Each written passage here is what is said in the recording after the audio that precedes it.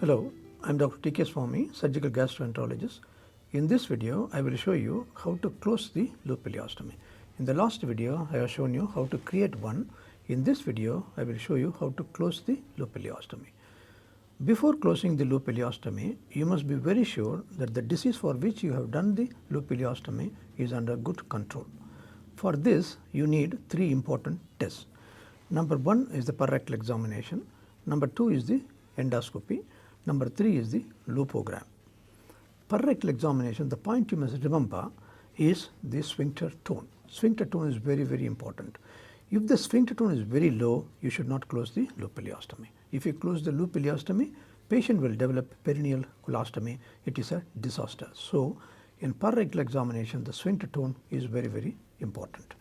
Then number two is the endoscopy.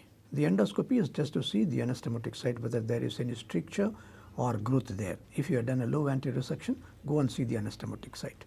If you have done a pouch procedure, go and see the cuff. If the cuff is there, see whether there is any cuffitis. If the pouch is there, see whether there is any pouchitis. Most of these patients, they develop pouchitis only after you close the loop ileostomy. But the cuffitis, the patient might develop even before you close the loop ileostomy. This point is very, very important.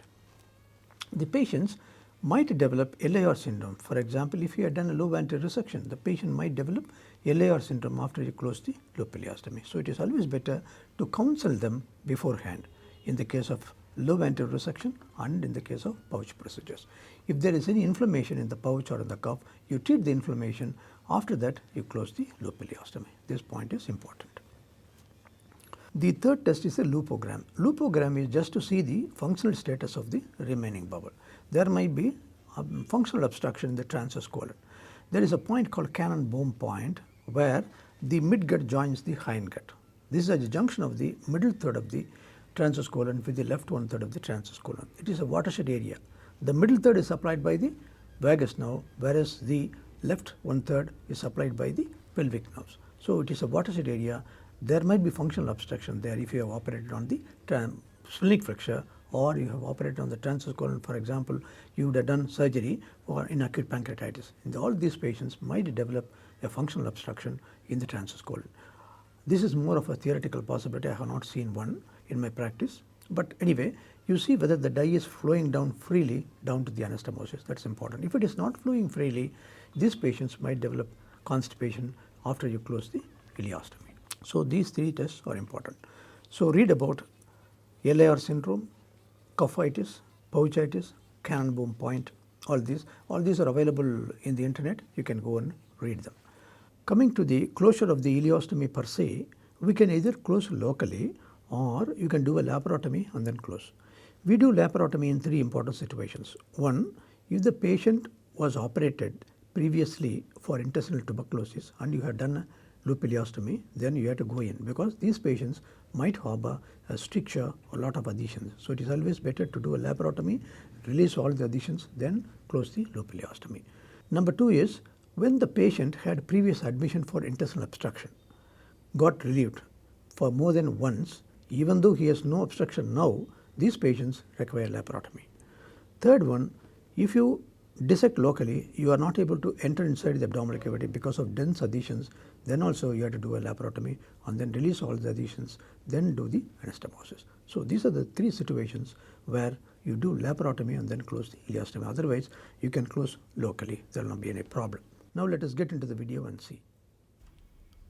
Patient is a 60-year-old female. She underwent low anterior resection with a covering loop ileostomy. She had completed the adjuvant chemotherapy. Now we are going to do the reversal. Her loopogram and endoscopy were normal. The peristomal incision, you can use either a circular incision, elliptical incision, or horizontal cuts medially and laterally. You can have the extensions. If the stoma is very small, you can use a circular incision. If the stoma is bigger, you can use elliptical incision. If it is of moderate size, you use the lateral extensions. like what I am doing now. But most of the time we use only this incision. We don't use the elliptical incision. If you use the elliptical incision, you'll be excising too much of skin. If you want to excise the skin, you can do it later. Don't do it at the beginning. This is for the sake of the juniors. Initially, they may not put the incision precisely around the stoma. This will help them to incise precisely around the stoma. Take 4 stay sutures, then pull it up and then incise close to the suture. Then once you are experienced, you can do this without a stay suture. Once you enter the subcutaneous tissue, try to go closer to the bowel. Try to see the serosa of the bowel as early as possible.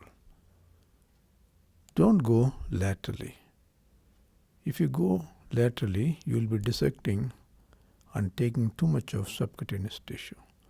So go closer to the bowel. Mop nicely. Once you cross the subcutaneous tissue, this patient is very thin and the subcutaneous tissue is not thicker here. Use the artery forceps to lift it. Ask the assistant to cut it, but the assistant might touch the bowel sometimes, you see. It's always better you use the diathermy. You can use your finger liberally in ileostomy closure. The finger is the best instrument here. It can feel the bowel, where is the rectus sheath, catch hold of the mucocutaneous junction of the Alice forceps, take another forceps and then ask the assistant to keep it pulled there. Don't use Alice forceps on the other side. The other side, the skin is very thin and it might cut through, so don't use Alice forceps on the skin side. Use only the non-toothed forceps. Cut in small increments. Next you have to go to the rectus sheath. Move nicely. You can use your finger, no problem. See? It is very safe there. You cut close to the bowel. Then go all around. The other side we have already gone to the peritoneal cavity. The patient is very thin, so you have gone very easily. This side we have not crossed the rectus sheath. You have to be very careful close to the rectus sheath. You will either injure the mesentery or the bowel here. So try to find the interface where the rectus sheath comes close. You see, there you can see the line very clearly. Cut exactly there. There will not be any problem. The rectus sheath will go down. You have to release all the adhesions in the peritoneal cavity. You can do limited enterolysis. Keep 2 fingers so that you can protect the bowel lower down.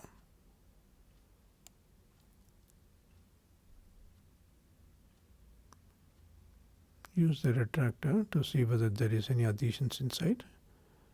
You can't release all the adhesions inside the peritoneal cavity, but you can do definitely a limited enterolysis. See, the interface is seen like a white line. There you divide. Mop nicely. Maintain the hemostasis. Then only you will see the tissues clearly. It's a small band that's coming from the peritoneal cavity. Only when you release all the adhesions, you will get good length of bowel outside. Now I want to release the interloop adhesions. Sometimes a lot of fluid will be pouring down from the intestine. You should not allow the intestinal contents to fall into the wound. If that happens, the wound will get infected. Here, there is no intestinal content. If it is there, you can insert a gauze piece inside the afferent limb and efferent limb and then remove it at the time of anastomosis. Here, while cutting, the serosal injury is very common here. If there is a serosal injury, you have to resect it along with the specimen. That's very important.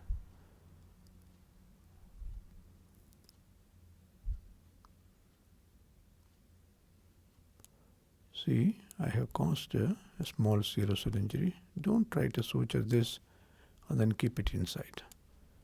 If it is Crohn's disease, yes, we have to preserve all the bowel. Even every centimeter is important. Here I am going to resect that. I am going to resect and then do the anastomosis. To divide the mesentery, it is always better to throw some light from the other side. I am using the laparoscopic cable, light cable. You can use even the torch lights. You can ask someone to throw light from the other side. You can see the vessel clearly. Try to go closer to the bowel. Closer to the bowel, the vessels will be very small. Coagulate nicely with the bipolar or harmonic scalpel, or you can even tie with the absorbable suture or with silk also. Divide it. Then you know where is the healthier bowel. The bowel must look pink and it must look healthier. You have to do the anastomosis with a healthy bowel. That's very, very important. Make a nick in the antimesenteric border.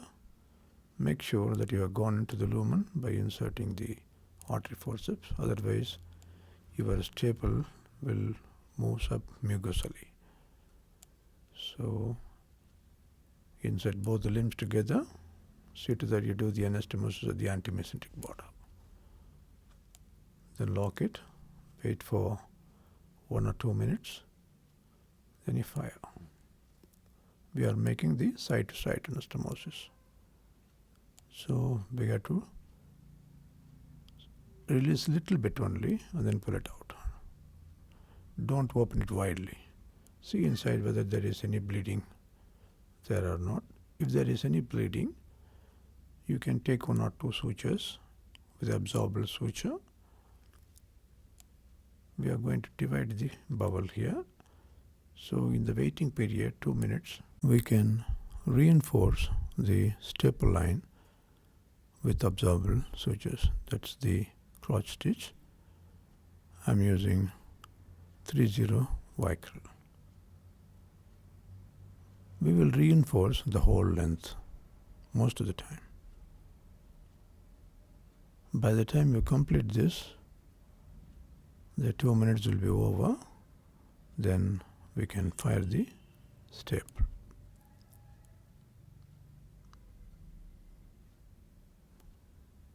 Got it.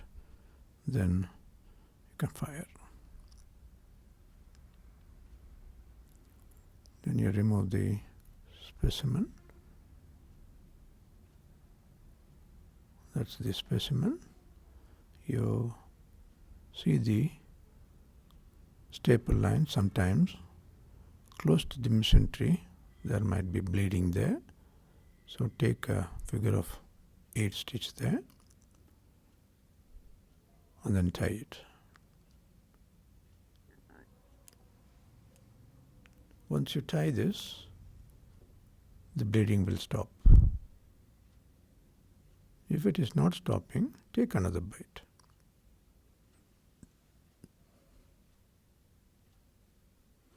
Now it is stopped there, so we need not worry. Next we have to close the mesenteric defect. Some surgeons close, some don't close. But we had bitter experience of investigating these patients unnecessarily with this CT scan.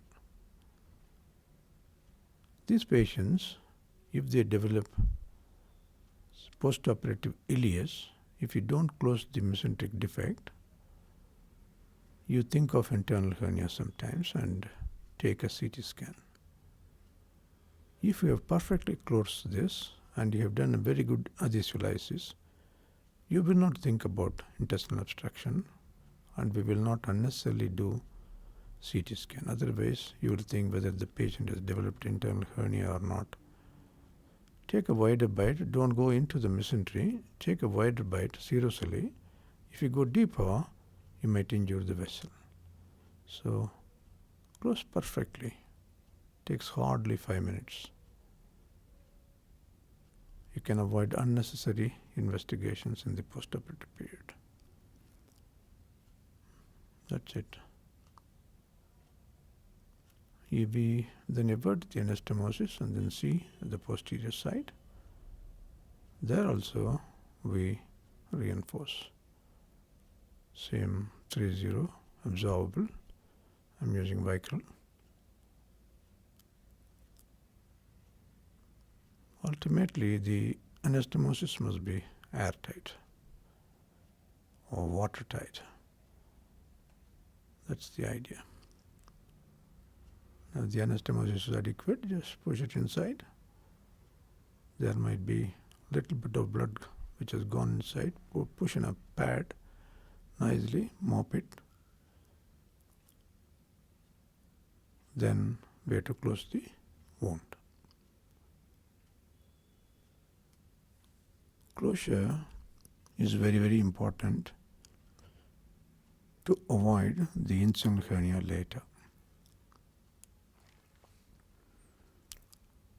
We have operated many patients with incisional hernia in the stoma site.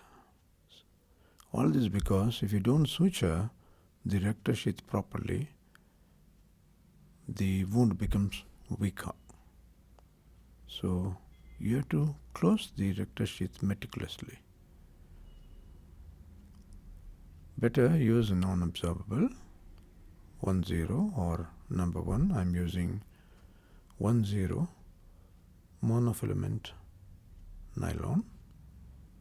You can use Prolene, Ethylone or any non-absorbable. Don't use silk because it is braided. The chance of infection and reaction is more. So use monofilament material.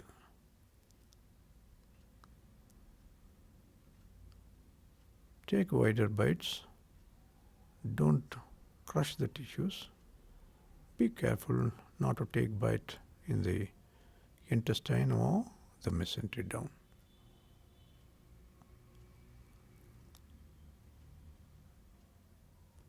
Retract nicely. Here the assistant must be very vigilant in retracting the rectus sheath and the bowel away. Push the bowel down and then tighten it, otherwise that will gather the bowel on the mesentery. See, every time I press the mesentery and then take the bite. While tightening also, you must be sure that you are not including the bowel down.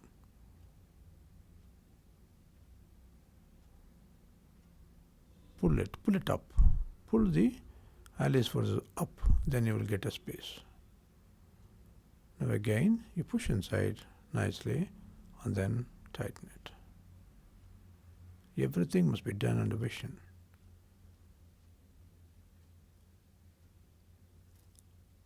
See, you get a nice space. You have to pull the retractor and the Alice forces up, not laterally alone, up. Pull it up. Now take a wider bite. When you come close to the end, the problem comes because the gap is very minimal, the space is minimal. You will have difficulty in taking bite on either side without looking at it, but you have to see Under vision only you have to take the bite. That's very, very important.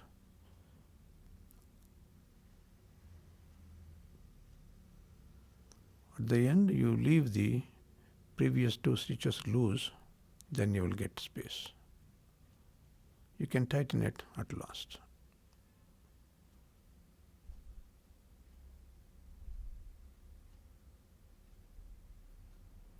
Take 2 or 3 bites and then tighten. Now you see the space is very less.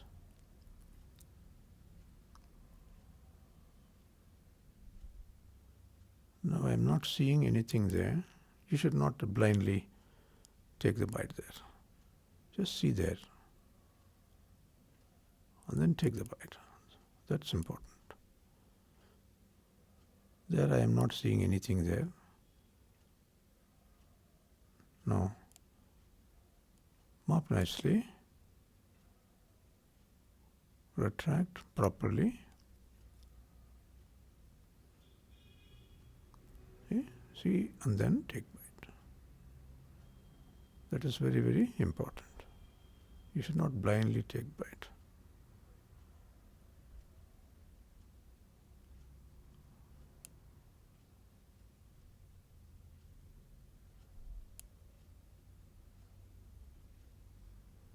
That's it. In any surgery, you must know what is the most dreaded complication. Then you must try to avoid by all means. Whether you are doing appendicectomy or cholecystectomy, you must know what is the most dreaded complication of that surgery, and you must try to avoid in every step of the operation that complication. Here, the most dreaded complication is the leak. The most common cause of leak is keeping the unhealthy bowel inside. So never keep unhealthy bowel when there is a doubt, dusky bowel. Don't keep it there. You can exercise. God has given so much of small bowel. Only in Crohn's you need to be careful. All the other diseases you can definitely exercise and then close. One is leak. Number 2 is the intracutaneous fistula. And number 3 is the intestinal obstruction. These are the 3 common complications. So the wound infection and intestinal hernia can occur. The wound infection occurs when you allow the intestinal contents to fall into the wound. Intestinal hernias, if you don't close the rectus sheath properly, can occur. So here I am using 2 layers of the subcutaneous sutures. Initially I put regular suture, this I am putting inverted. If you invert, the knot will go inside, so it will not be jutting outside.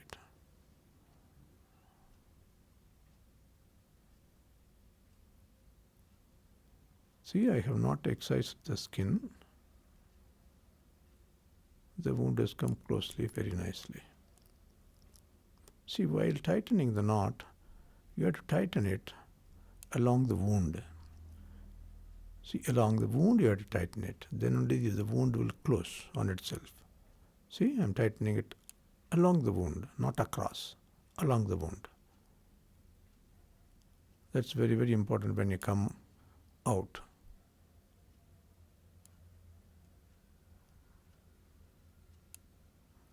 Then I am going to suture it. I am going to use only interrupted sutures. This is 3-0 ethylone.